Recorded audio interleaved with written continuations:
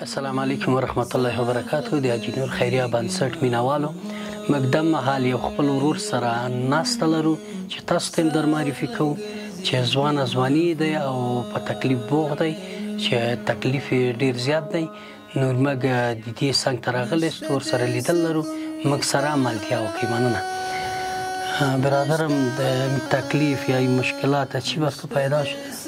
اول سلام به شما. و علیکم. مدت این 7 سال 8 سال میشه که این تکلیف پیدا کردیم و 2 ماه بعد 1 ماه بعد خون تیر میکنم. خونم کم میشه. حتی اسنادش هست که در شفاخانه جمهوریت خون هر 1 ماه بعد 2 ماه بعد خون تیر میکنم. می تکلیف چی وقت پیدا شد؟ علتش نفهمیدم دیگه. دکترها علتش نفهمیدن که بگوین که از چی پیدا شده. خب او با دکتر کجا مراجعه کردی؟ به این تکلیف جلوگیری شده است نشده است؟ نه خیر نه. دکترای افغانستان دیدن در کویته که هست پاکستان کویته. اونجا رفتم اونجا تست استخوان از کمرم گرفتن اما نتیجه گفت غلط دست پیش ما شده باید از این بغلت از استخوانت خون بگیریم. من گفتم این رقمی از پای مفتم که خود تست بسیار خطرناک تست استخوان.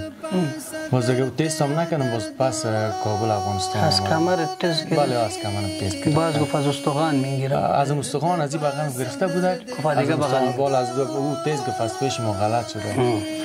دیگه او اسناده که تو اینمی که اسناده تو هست که دمای چند سی سی 2 ماه بعد 1 ماه بعد تو خون کم میکنی؟ 500 سی سی 1000 سی سی خون تیر میکنم. خون سفید مشکلش داری یا سرخ است؟ سرخ است. حالا فعلا کم شده دیگه توانش نبود که من خون میخریدم یا میگرفتم. دوای فولیک اسید میخورم. دیگه مدت این 8 سال خدا گردن وابسته نکنه 8 سال میشه دیگه که اندوسکوپیش ده. اندوسکوپی از معده است دیگه. این کدام نتیجه نداشت. شفاخانه افغانستان دیگه ما را گفت برو هر چیز بخور که می قسمی که هر چیز خوردم بسیار بدتر شدم. حالا تو چی طلبیستنی داری از خیریه یا اجینور کامرای تو چی کمک کنه چی تگوداو کنه؟ دیگه کدام چی تقاضای چیز ندارم ازشان فقط همین تداوی مشوه. ما خودم فارغ از رشته انجینری ساختمانی پلی‌تکنیک کابل شده هستم. 4 سال فارغ شده. بسیار بله.